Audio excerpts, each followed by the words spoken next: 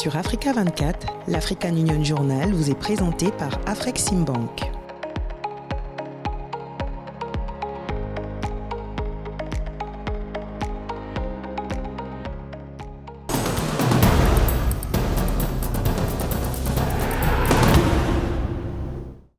Mesdames, Messieurs, bienvenue dans cette nouvelle édition de l'African Union Journal, programme hebdomadaire consacré à l'actualité et aux actions de l'Union africaine. Tout de suite, le dossier consacré à l'état de la promotion de la gouvernance politique, de la démocratie et de l'état de droit sur le continent à la lumière de la situation politique qui prévaut au Niger suite au renversement par la force le 26 juillet 2023 du président démocratiquement élu Mohamed Bazoum.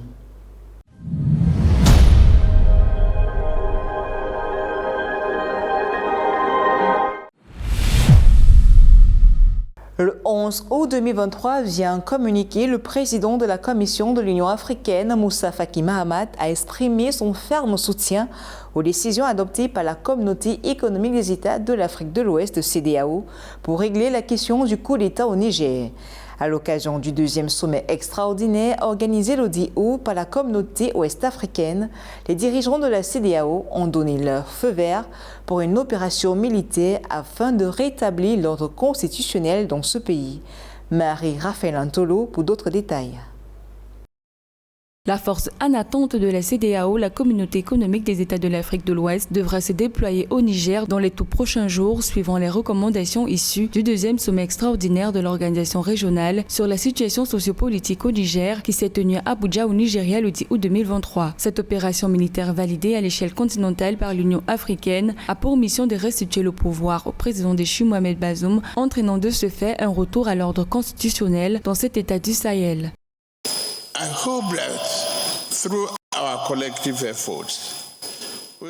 J'espère qu'au travers de nos efforts collectifs, nous pourrions aboutir à des résolutions pacifiques en ce qui concerne le retour de l'ordre constitutionnel et la démocratie au Niger.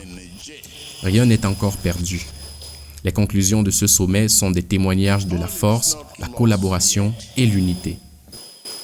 The outcome of this summit is a testament to the power of collaboration and unity. Le sommet extraordinaire de la CEDEAO s'est tenu en présence d'Evariste Ndayishimiye, président de la République du Burundi et président du Conseil de paix et de sécurité de l'Union africaine pour le mois d'août 2023. Aussi, c'est sans surprise que le président de la Commission de l'Union africaine, Moussa Faki Mahamat, a vu un communiqué publié le 11 août exprimer son ferme soutien aux mesures prises par la dite organisation. Il a également insisté sur sa profonde préoccupation face aux mauvaises conditions de détention du président Mohamed Bazoum. Le président de la Commission de l'Union africaine, Moussa Faki Mahamat, appelle les autorités militaires à stopper d'urgence l'escalade des relations avec l'organisation régionale CEDEAO, y compris la cessation de la séquestration continue du président Bazoum dans les conditions inquiétantes. Un tel traitement d'un président démocratiquement élu par le biais d'un processus électoral régulier est inacceptable. Le président demande en outre la libération immédiate du président Bazoum et de tous les membres de sa famille et du gouvernement qui sont illégalement détenus avec lui. Dès le début de cette crise, l'Union africaine avait pris position en condamnant cette atteinte aux principes démocratiques qui va à l'encontre de la vision de l'agenda 2063. L'organisation panafricaine avait alors donné un ultimatum de 15 jours au général Tchiani et à ses hommes pour restituer le pouvoir au président Bazoum. Une condamnation clairement exprimée par le président en exercice de l'Union africaine, président de l'Union du Comore, Azali Assoumani.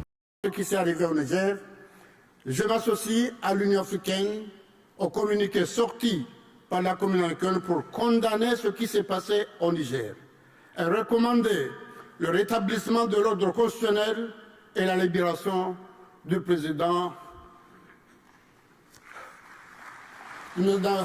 Bazoum et sa famille. Pour le déploiement en vue de la force en attente de la CEDEAO, le président de la Côte d'Ivoire, Alassane Ouattara, a indiqué qu'il fournirait un bataillon de 850 à 1100 hommes aux côtés du Nigeria et du Bénin notamment. L'armée nigériane, comptant un effectif de plus de 135 000 militaires actifs en 2023, pourrait mobiliser le contingent le plus important. Des autres pays sont attendus des contributions en matière logistique et d'équipement.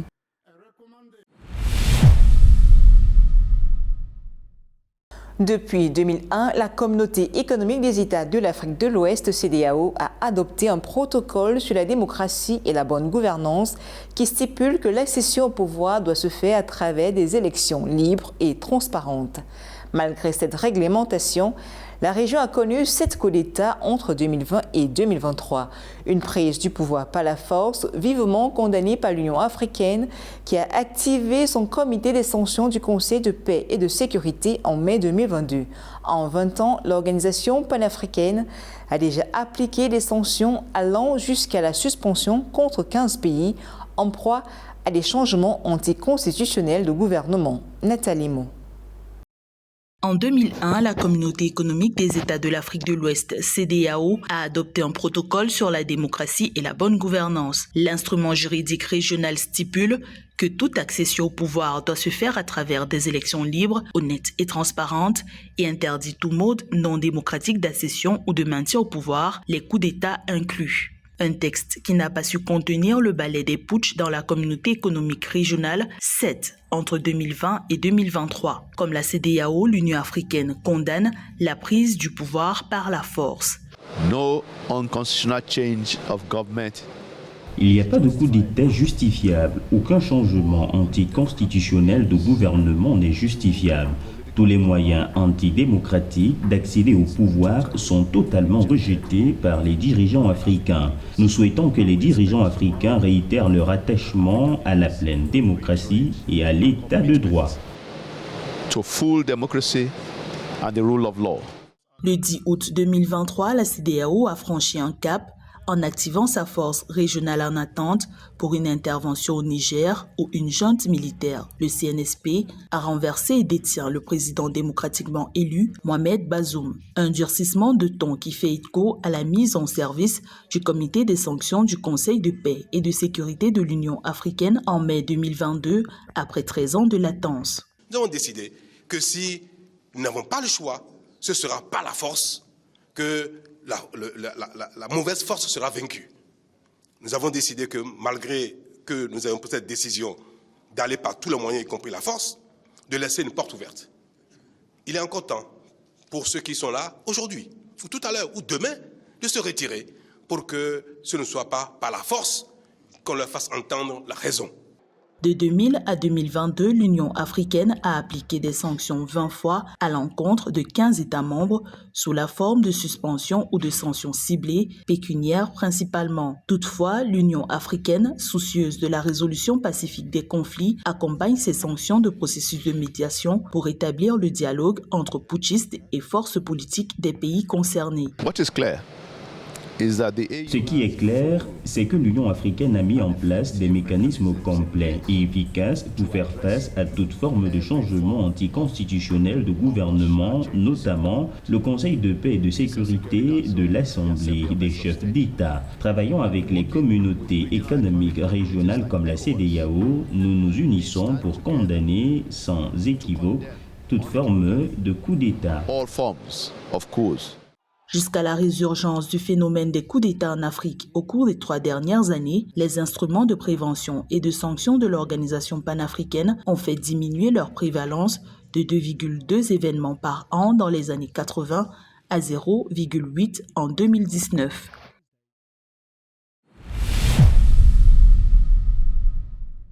Une toute autre actualité, à présent dans le focus avec la banque africaine Import-Export Afreximbank qui étend son champ d'action avec l'ouverture officielle d'un bureau dans les Caraïbes. Un fonds de 1,5 milliard de dollars a été mis à disposition pour soutenir les économies des États membres avec pour objectif de favoriser le commerce et l'investissement entre l'Afrique et les Caraïbes. Les détails avec Aïcha Moyouzami. Le nouvel office d'Afreximbank sera la plaque tournante du commerce et de l'investissement entre l'Afrique et les Caraïbes. Le bureau a été inauguré le 4 août 2023 en présence du président de la Banque africaine d'import-export. With the launch of the CARICOM office, Avec le lancement du bureau d'Afreximbank aux Caraïbes, nous pouvons nous attendre à une mise en œuvre harmonieuse des initiatives commerciales et d'accès au financement, à une création d'entreprises plus large dans les États membres du CARICOM et à des résultats plus significatifs de notre partenariat. Nous espérons également que les filiales d'Afreximbank trouveront leur place dans les Caraïbes, en particulier le Fonds pour le développement des exportations en Afrique, le PAPS et Afreximshore. Au fil du temps, les systèmes financiers de la CARICOM et de l'Afrique seront mieux intégrés au bénéfice de nos populations. Over time, CARICOM and African financial systems will become better integrated for the benefit of our people. Un fonds de 1,5 milliard de dollars a été mis à disposition par Afreximbank pour soutenir les secteurs économiques critiques des pays membres en favorisant le développement d'infrastructures propices au commerce ainsi qu'en apportant un soutien aux petites et moyennes entreprises. La banque a aussi manifesté sa volonté d'augmenter la limite de crédit à 3 milliards de dollars. I believe that the time has come in this region. Je crois que le moment est venu, pour nous aussi, de veiller à ce que les Caribéens aient accès aux capitaux pour pouvoir construire notre région et créer les plateformes de prospérité qui permettront à notre peuple d'en bénéficier plutôt que d'être considérés comme des locataires de leurs propres terres et d'être la passerelle des autres vers la création de leurs richesses.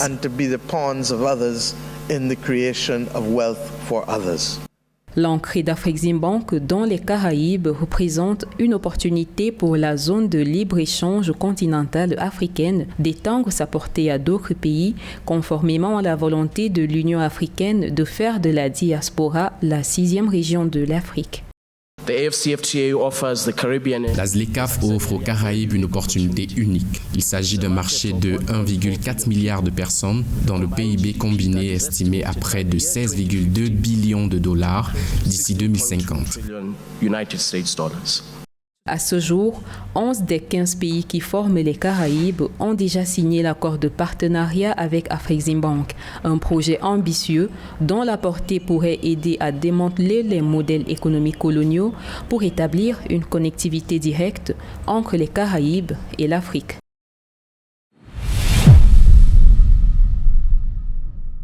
L'actualité au sein de l'Union africaine, c'est aussi la Commission de l'Union africaine, la Communauté de développement d'Afrique australe et les dirigeants africains de la nutrition qui organisent un atelier de renforcement des capacités de la responsabilité en matière de nutrition. Également le déploiement annoncé d'une mission conjointe d'observation électorale de l'Union africaine et du marché commun de l'Afrique orientale et australe lors des prochaines élections au Zimbabwe. Par ailleurs, les partenaires du programme conjoint sur la migration de la main-d'œuvre, les États membres et les communautés économiques régionales en discussion sur l'amélioration des statistiques sur la traite des personnes et la migration de main-d'œuvre. Sensibiliser les points focaux des États membres sur la version numérique du tableau de bord continental de la responsabilité en matière de nutrition, partager les expériences sur l'utilisation des données et des tableaux de bord sur la nutrition dans la promotion de la redevabilité parmi les États membres de l'Union africaine et promouvoir la normalisation des approches d'analyse des données dans l'élaboration des rapports sur la nutrition sont les objectifs que se sont fixés les 24 et 25 juillet 2023 les participants de l'atelier de renforcement des capacités de la responsabilité en matière de nutrition. On prépare à cette assise le département de la santé, des affaires humanitaires et du développement social de la Commission de l'Union africaine par l'intermédiaire de la division des systèmes de santé, des maladies et de la nutrition. Les États membres de l'Union africaine de la région Afrique australe, rejoints par des experts des bureaux nationaux des statistiques, de la santé et de la nutrition. Il s'agit surtout d'identifier les lacunes et de prendre des décisions fondées sur des données probantes pour orienter le programme de nutrition de l'Afrique.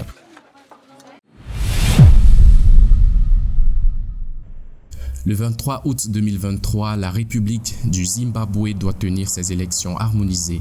À cet effet, Moussa Faki Mahamat, président de la Commission de l'Union africaine, a dépêché une mission d'observation électorale conjointe qui étudiera tous les processus électoraux du 16 au 29 août.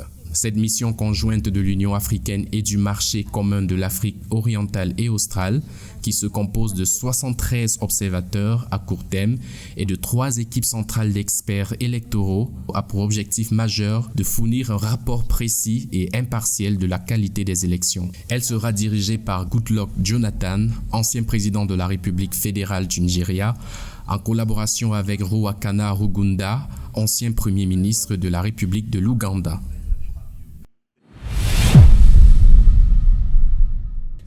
Selon le rapport 2023 sur la traite des personnes de l'Agence zambienne des statistiques, la Zambie a enregistré une augmentation de la traite des êtres humains de 79 victimes en 2022 contre 42 victimes en 2021. Dans l'optique d'inverser la courbe, des experts et des représentants des comités économiques régionaux des États membres et des organisations internationales se sont réunis à Lusaka pour un atelier régional de renforcement des capacités du 2 au 4 août 2023 et les statistiques sur les migrations de main-d'œuvre. Cet événement a été organisé par la Commission de l'Union africaine dans le cadre du programme conjoint sur les migrations de main-d'œuvre.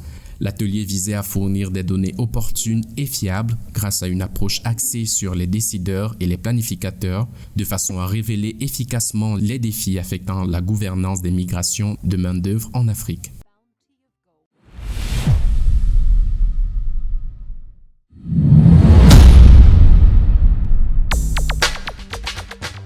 Du 4 au 6 septembre à Nairobi au Kenya se tient l'édition 2023 de la Semaine africaine du climat. Organisée parallèlement au sommet africain, les travaux de Nairobi réuniront des chefs d'État, de gouvernement et d'autres parties prenantes de toute l'Afrique et d'ailleurs pour relever les défis urgents posés par le changement climatique et favoriser la collaboration pour un avenir durable. Guidé par le thème « Stimuler la croissance verte et les solutions de financement climatique pour l'Afrique et le monde », l'Afrique cherche lors de ses travaux à consolider l'action climatique mondiale autour du financement climatique et du développement positif pour le climat, mais aussi à présenter l'immense potentiel d'action climatique de l'Afrique et attirer de nouveaux partenariats dans la croissance verte, en particulier dans des secteurs de niche tels que les énergies renouvelables, l'agriculture durable et les minéraux critiques, entre autres.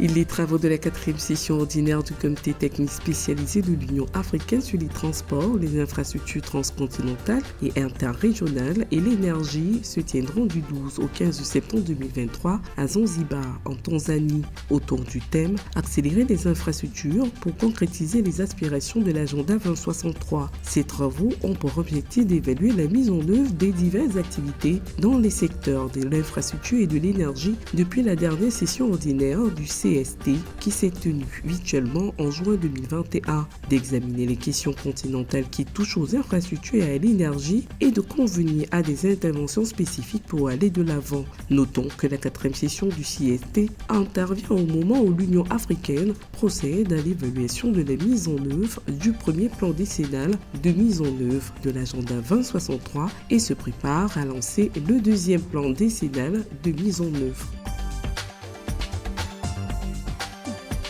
Le 4e congrès exposition de toute l'Afrique sur la pré-récolte se tiendra du 19 au 22 septembre 2023 à Addis Abeba en Éthiopie. Organisé par la Commission de l'Union africaine sous le thème « Gestion post-récolte durable, stimuler le commerce agricole intra-africain et renforcer la sécurité alimentaire et nutritionnelle ». Le congrès fournira une plateforme aux exposants pour présenter leurs dernières technologies, pratiques et outils innovants pour la réduction des pertes, gaspillage alimentaire post-récolte. Plus de 400 universitaires, décideurs politiques et partenaires au développement prendront part à ce congrès.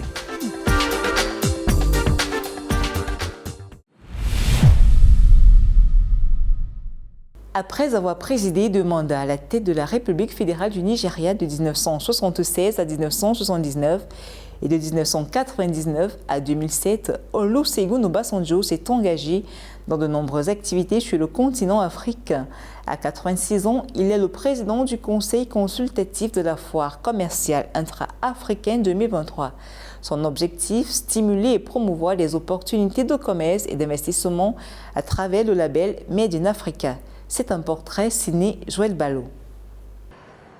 Insuffler un sentiment de fierté dans chaque pays africain à travers une marque « Made in Africa », tel est l'objectif du Nigérian Olusegun Obasanjo, président du Conseil consultatif de la foire commerciale intra-africaine. Ancien chef d'État, Olusegun Obasanjo milite en faveur d'une plateforme qui facilite l'échange d'informations sur le commerce et l'investissement dans le contexte de la mise en œuvre de l'accord sur la zone de libre-échange continentale africaine. Le commerce est le sang du développement économique. La croissance économique et le progrès économique sont l'une des choses que nous avons en ce moment. Seulement environ 15% de nos échanges se font entre nous et il n'existe aucune raison pour laquelle les Africains ne devraient pas atteindre 65% ou plus comme ils l'ont fait en Europe. Militaire et politicien, Olusegun Obasanjo se positionne comme le garant de la paix au Nigeria. Entre 1976 et 1979, il devient une première fois chef de l'État au sein du gouvernement militaire fédéral nigérian. De retour dans la vie civile, il est élu président de la République pour 2 mandats successifs de 1999 à 2007. Nous travaillons dans une mission essentielle qui est de la promotion de la sécurité et de la paix dans le monde et précisément en Afrique. Nous savons que sans la paix et la sécurité, aucun développement n'est possible. À 86 ans, Olusegun Obasanjo, marié à Alice Bola Obasanjo et père de 6 enfants, mène de nombreuses activités sur le continent africain. Après avoir servi plusieurs missions onusiennes de maintien de la paix, notamment en tant que médiateur de crise du Nigeria au Soudan, en passant par la République démocratique du Congo, il a œuvré au retour de la règle civile au Nigeria. Par la suite, il se reconvertit en homme d'affaires, évoluant comme fermier, hôtelier et promoteur immobilier. Africa must give its own people the encouragement. L'Afrique doit donner à son peuple l'encouragement de leur système de soutien pour être un entrepreneur prospère chez lui, puis pour être un entrepreneur prospère sur le continent africain. Il faut rassembler le plus d'entreprises en dehors de l'Afrique et être un entrepreneur mondial.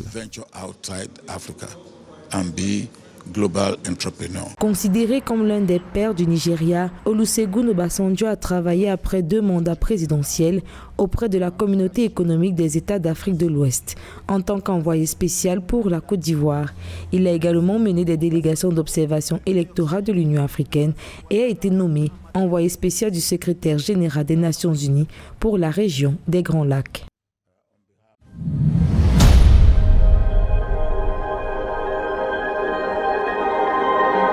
Mesdames et messieurs, nous clôturons ici cette édition de l'African Union Journal. Merci pour votre aimable attention.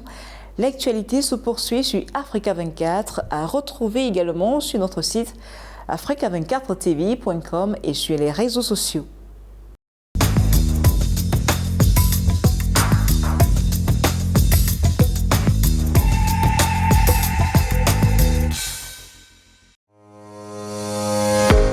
Sur Africa 24, l'African Union Journal vous est présenté par Afreximbank.